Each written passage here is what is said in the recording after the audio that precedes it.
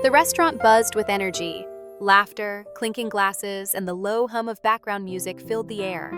Golden fairy lights hung from the ceiling, casting a warm glow over the long dining table where my coworkers and I sat, celebrating. Tonight was supposed to be special, my night. For the past 5 years, I had poured my heart into this company, often working late, fixing problems no one else wanted to handle, and mentoring junior employees, even though it wasn't in my job description. My boss, Richard, had dropped hints for months, telling me I was next in line for the senior manager position. And tonight, at this very party, my promotion would be announced. I had imagined this moment countless times, the applause, the pride, the validation. I adjusted the hem of my navy blue dress and glanced around the table. My team was in high spirits, celebrating the company's quarterly success. At the head of the table, Richard stood, clinking his wine glass with a fork, signaling for attention. The room quieted. My heart pounded in anticipation. "Tonight," he began, his deep voice carrying over the chatter, "I want to take a moment to recognize someone truly exceptional. Someone who has shown incredible dedication, drive, and talent in just a short time here at the company. It's rare to find someone who can make such an impact in only 3 months." My smile faltered. 3 months? Richard turned to my coworker, Lisa. "Lisa, the fresh hire." "Lisa," he continued, "you have exceeded all our expectations. Your leadership, creativity, and problem-solving skills have impressed us all, which is why I'm thrilled to officially announce your promotion to senior manager. Congratulations!" The room erupted in applause. I sat frozen, my fingers clenched around the stem of my champagne glass. My throat tightened as I forced a smile onto my face. I clapped along with the others as Lisa stood blushing and graciously accepted her new title. This wasn't happening. I felt my world tilt slightly as Richard turned toward me, as if remembering I existed. He grinned. "And of course, Kathy, you've been such a valuable member of the team," he said. "We appreciate everything you do." That was it. A hollow acknowledgement. A pat on the back after 5 years of hard work. I swallowed the lump in my throat and smiled wider. "Of course, Lisa absolutely deserves it," I said, lifting my glass in a toast. Richard nodded approvingly. "She does a lot more than you already, Kathy. You should take notes." Laughter. Lisa giggled awkwardly and muttered, "Oh, I wouldn't say that." But the words were already out there, hanging in the air like a slap across my face. I laughed along with them. What else could I do? Cry? Beg? Ask him why he had strung me along for months only to humiliate me? Number instead. I lifted my glass to my lips and took a slow sip. As the night went on, I smiled. I chatted. I celebrated. But inside, a storm was brewing. When the party finally ended and I stepped outside into the cool night air, I pulled out my phone. My fingers trembled slightly as I composed a short, simple email to HR. Subject: Resignation letter. Submission: Dear Richard, please find my official resignation letter attached. Effective immediately. Best, Kathy. I hesitated for only a second before hitting send. As soon as the email left my outbox, I took a deep breath. For the first time in years, I felt something unexpected. Relief. But I wasn't done yet.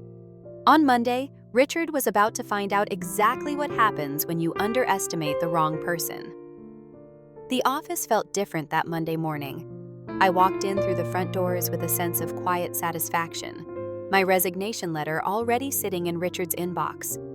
He had no idea what was coming. At first glance, everything seemed normal. The receptionist greeted me with a bright smile. My coworkers gathered near the break room, chatting over their morning coffee. Lisa was already at her desk, basking in the afterglow of her big promotion. I wasn't angry at Lisa. She hadn't done anything wrong. The real problem sat inside the corner office, the man who had lied to my face for months, making me believe I was valued, only to discard me like I was nothing. I took my time settling in, calmly placing my bag beside my desk and booting up my computer. I wanted Richard to come to me, and right on cue, his office door swung open. Kathy, my office now. The entire floor went silent. People exchanged nervous glances. No one had ever heard Richard sound like that before. Urgent, confused, desperate. I stood up slowly, smoothed my blouse, and walked into his office. The door clicked shut behind me. Richard was already seated at his desk, my resignation letter printed out in front of him. He looked up, eyes scanning my face as if trying to figure out whether this was a joke. "You're leaving?" His voice was incredulous. "Yes." I sat down across from him, folding my hands in my lap. "Effective immediately. But why? This is so sudden. We didn't discuss this." I let out a soft laugh. "We didn't discuss Lisa's promotion either. But here we are." His jaw tightened. "Kathy, that wasn't personal. She just outperformed you." "She's been here for 3 months," I said, tilting my head. "But sure, if that's what you believe." Richard leaned forward. "You know, I appreciate you, right? You've been such an important part of this company for 5 years. I don't want to lose you." I stared at him for a long moment, taking in the sheer audacity of his words. "You don't want to lose me," I repeated, raising an eyebrow. "But you had no problem overlooking me for a promotion I worked years for. You had no problem laughing when I was humiliated at my own celebration party. And you had no problem telling me to take notes from someone who just got here." His expression shifted, his usual smug confidence beginning to crack. "Look," he said, running a hand through his hair. "Maybe I made a mistake. Maybe I should have handled it differently. But you resigning out of nowhere, this isn't the right move, Kathy. You're making an emotional decision." I smiled, but there was no warmth in it. "I sent that email on Friday night. Richard, if this was just emotion, I would have stormed out that same evening, but I didn't. I planned this, and I'm leaving on my terms." His hand curled into a fist on the desk. He wasn't used to losing. "So, what's your plan?" he asked, his voice sharp now. "Go to one of our competitors because I have to remind you, Kathy, that we have non-compete agreements." I laughed again. "Oh," he had no idea. "I don't need to go to a competitor," I said, standing up. "You see, Richard, while you were busy ignoring my contributions, someone else wasn't." He frowned. "What do you mean?" I took a deep breath, relishing the moment. "Do you remember Andrew Carter, the CFO you let go last year?" Richard tensed. Of course, he remembered. Andrew had been one of the company's most valuable executives, but he and Richard had clashed too many times. Richard had forced him out thinking he was replaceable.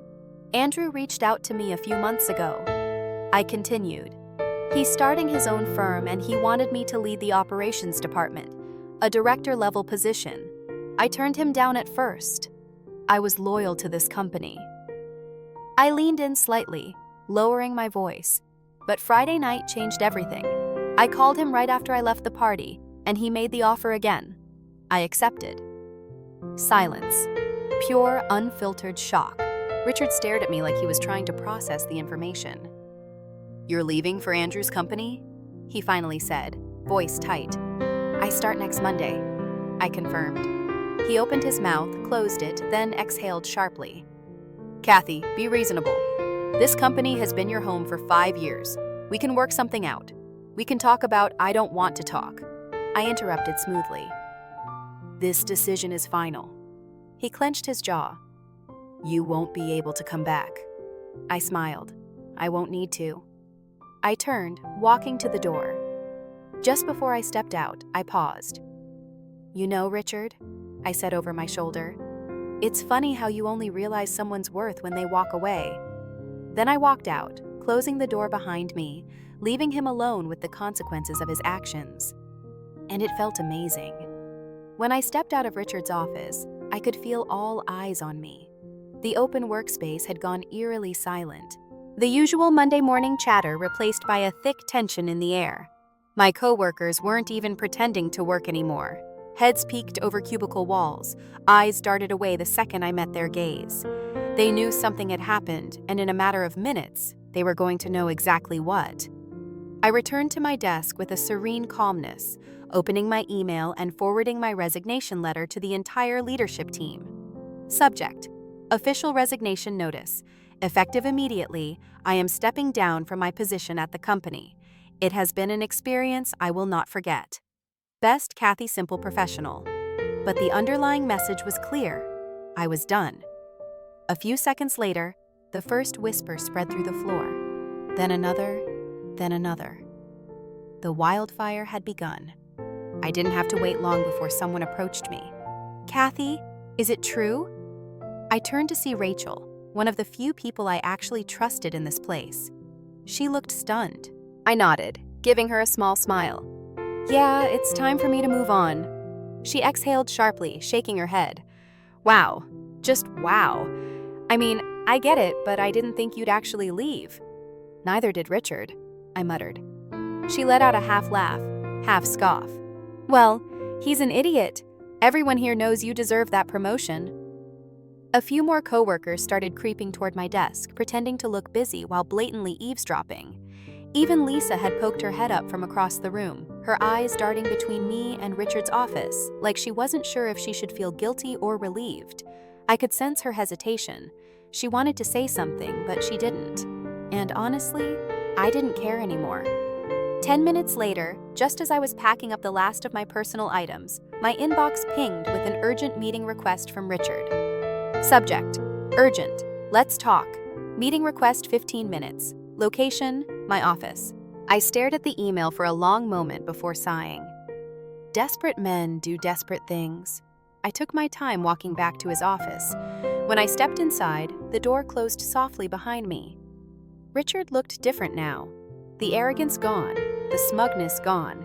Instead, he looked like someone who had just realized they made a very, very big mistake. "Kathy," he started, leaning forward. "Let's talk about this. You're making a rash decision." I let out a soft laugh. "Richard, I gave this 5 years of my life. The only rash decision here was yours." His lips pressed into a tight line. "Look, I admit that I mishandled things with the promotion, but we can fix this. I'll match whatever Andrew is offering you." I tilted my head. "You don't even know what Andrew is offering me." "Does it matter?" He shot back. "We'll figure something out. I can get you a better salary, more flexibility, maybe even—" I held up a hand, cutting him off. "You don't get it, do you?" Silence. I leaned forward. It was never about the money. It was about respect. His jaw tensed. "I don't want to stay in a company where my work is ignored until I threaten to leave. I don't want to be matched only when I have one foot out the door. If I wasn't valuable to you before, why should I believe I suddenly am now?" Richard's nostrils flared slightly. He wasn't used to losing control of the conversation. "Kathy, be reasonable. You're walking away from a stable position for what? Some startup that might not even succeed." I smiled. That startup is being run by someone who values my contributions, and I'd rather bet on myself than stay in a place that treats me like I'm disposable. I stood up. "Goodbye, Richard." And with that, I walked out. Packing the last of my things felt surreal. As I carried my box to the elevator, a few coworkers clapped softly, small acknowledgments of my silent victory. They knew. Lisa, still sitting at her desk, finally gathered the courage to stand up and walk toward me. "Kathy, I didn't know." I raised an eyebrow. "Didn't know what?" Her mouth opened, then closed again. She knew. Of course she knew. She might not have orchestrated it, but she had benefited from my loss. "It's fine, Lisa," I said, not unkindly. "Enjoy the promotion." She flinched, but I was already stepping into the elevator. As the door slid shut, I let out a slow breath. This wasn't just the end. This was the beginning. The Monday after I walked out of Richard's office for the last time, I stood in front of a sleek glass building, taking in the sight of my new beginning, Carter and Associates. Andrew's company was smaller than my old one, but it pulsed with energy and ambition. It was filled with people who were building something, not just maintaining a machine that someone else had created. I stepped through the doors, feeling something I hadn't felt in years. Excitement. No more being overlooked. No more being undervalued. No more Richard. As I rode the elevator up to the top floor, my reflection in the mirror, doors looked different, more confident, more alive. This wasn't just a new job. This was freedom. The moment I stepped into my new office, A real office with floor-to-ceiling windows and a door that I could actually close. I knew I had made the right choice. The morning was filled with introductions, meetings, and onboarding. But everything about it felt different from my old workplace. For starters, people here actually listened. During my first leadership meeting, Andrew turned to me smiling. "Kathy, I want you to take the lead on our new initiative. We're restructuring operations, and with your experience, you're the best person for it." Just like that. No begging, no proving my worth over and over. They already knew my value. I nodded, suppressing the urge to glance around and see if this was some kind of test. "I'd love to," I said simply. A few of my new colleagues smiled in approval. Andrew nodded as if he had expected no other answer. This was how things should be. No games, no politics, just respect. The first sign that things were falling apart at Richard's company came 2 days after I left. My phone buzzed with a message from Rachel. "Rachel, Kathy. OMG, Richard is losing it. Ever since you left, everything's a mess." I smirked, but I kept reading. "Rachel, he had to call an emergency meeting because no one knows how to handle half the things you used to do. Turns out Lisa doesn't actually do more than you already. She doesn't even know what she's doing." I laughed out loud. Of course, Richard had overestimated Lisa's abilities and underestimated mine. A second message came in. "Rachel. Oh, and get this. 3 clients already reached out asking for you by name. When they found out you left, they weren't happy." I felt a rush of satisfaction. Richard had spent years taking me for granted, and now he was learning a lesson he should have learned a long time ago. Some people are not replaceable. That afternoon, while reviewing strategy documents in my new office, my assistant poked her head in. "Kathy, you have a call on line 1. It's a company called Dawson & Company. They said they used to work with you and want to discuss moving their account over." I blinked. Dawson & Company was one of the biggest clients at my old company. "Put them through," I said, keeping my voice steady even though my heart was pounding. A moment later, I heard the familiar voice of Mark Dawson, the CEO. "Kathy," he said, warmth in his tone. "I heard you moved to Carter & Associates. Let's talk." I leaned back in my chair, a slow smile spreading across my face. "Of course, Mark. What can I do for you?" Within a week, 3 of my former company's biggest clients had reached out to me, all expressing the same frustration. "Things aren't the same since you left. We don't feel like we're in good hands anymore. If you're leading operations at Carter & Associates, we're interested in moving." And so one by one they did. I wasn't stealing clients. I didn't need to. They were leaving on their own because they trusted me, not the company I used to work for. And Richard, he was scrambling. Rachel kept feeding me updates. "Rachel, Lisa is drowning. She's not ready for this role at all." I heard Richard yelling at the leadership team in a closed-door meeting this morning. "Rachel, the board is furious about the client losses. Investors are not happy. Word is they're putting pressure on Richard to fix this fast." I could only imagine the look on his face, the panic, the regret. And the best part, I wasn't even trying to hurt him. I was just thriving somewhere else. That Friday afternoon, just as I was finishing up for the day, my phone buzzed with an email from Richard. I raised an eyebrow and opened it. Subject: a proposal. "Kathy, I'd like to have a conversation. I believe we can come to a mutually beneficial arrangement. If you're open to it, let's set up a meeting next week to discuss options. Looking forward to your response, Richard." I leaned back in my chair, laughing softly. He was desperate, and for the first time in 5 years, I had all the power. I stared at Richard's email for a few moments, letting the sheer irony of it settle in. The man who had dismissed me so easily, the man who had laughed at my expense, the man who had told me Lisa does a lot more than you already was now the one reaching out. And I knew exactly why. His world was falling apart. I took my time crafting my reply. No urgency, no desperation, just calculated control. Subject: a proposal. "Richard, I'm available for a brief meeting Monday at 10 a.m. Let me know if that works for you." "Best, Kathy." I hit send and closed my laptop. I wasn't walking into that meeting to negotiate. I was walking in to watch him squirm. At precisely 10 a.m., I walked into the familiar glass office building I had left behind weeks ago. Everything felt different. The receptionist hesitated before greeting me, unsure if I was a guest or a ghost from the past. Employees stole glances as I passed by. They all knew. And then, as I stepped into Richard's office, I saw him. He looked terrible. Dark circles under his eyes, a nervous energy in the way he sat, his fingers tapping restlessly on the desk.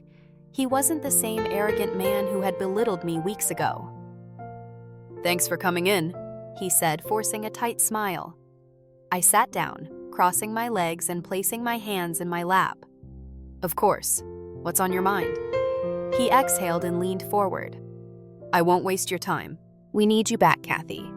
I said nothing, just let the words hang in the air, heavy with irony. He continued, "I underestimated your role here. I'll admit that. But we can make this right. If you return, I'm prepared to offer you a substantial raise, a senior executive title, and full decision-making authority over your department." He sat back, clearly expecting me to be impressed. I wasn't. I tilted my head. "So, let me get this straight. You had 5 years to recognize my value, 5 years to promote me, 5 years to respect my work." I let that sink in before continuing, but instead, you passed me over for someone with 3 months of experience and told me to take notes on how to be better. And now, after losing key clients and watching your company spiral, suddenly you're offering me everything I deserved all along. Richard's jaw tightened. "Kathy, come on!" I held up a hand, stopping him. "Let me ask you something. If I never left, would I be sitting in this chair right now? Would you have given me this offer out of appreciation? Or are you only doing it now because you're losing control?" His silence said everything. He tried to mask it, but I saw it in his eyes. The truth. He never saw my worth until it cost him everything.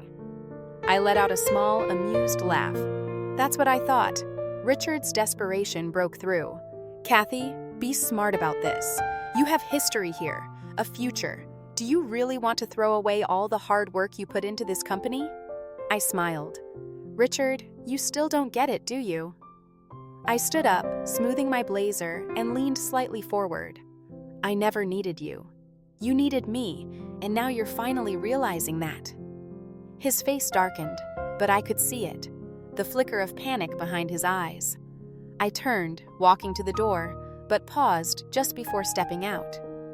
"You should take notes, Richard," I said softly, echoing his own words back at him. "Maybe next time you'll learn to value the people who actually make your company run." Then I walked out, and this time I never looked back. Back at Carter & Associates, things were thriving. Our client roster had nearly doubled.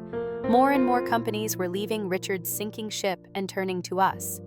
And then, on a quiet Friday afternoon, Rachel sent me one final update that made me laugh out loud. "Rachel, Richard just got fired. The board forced him out. They couldn't recover from all the client losses." I leaned back in my chair, sipping my coffee. Perfect. Richard had thought I was replaceable. Turns out he was. And me, I was exactly where I was meant to be.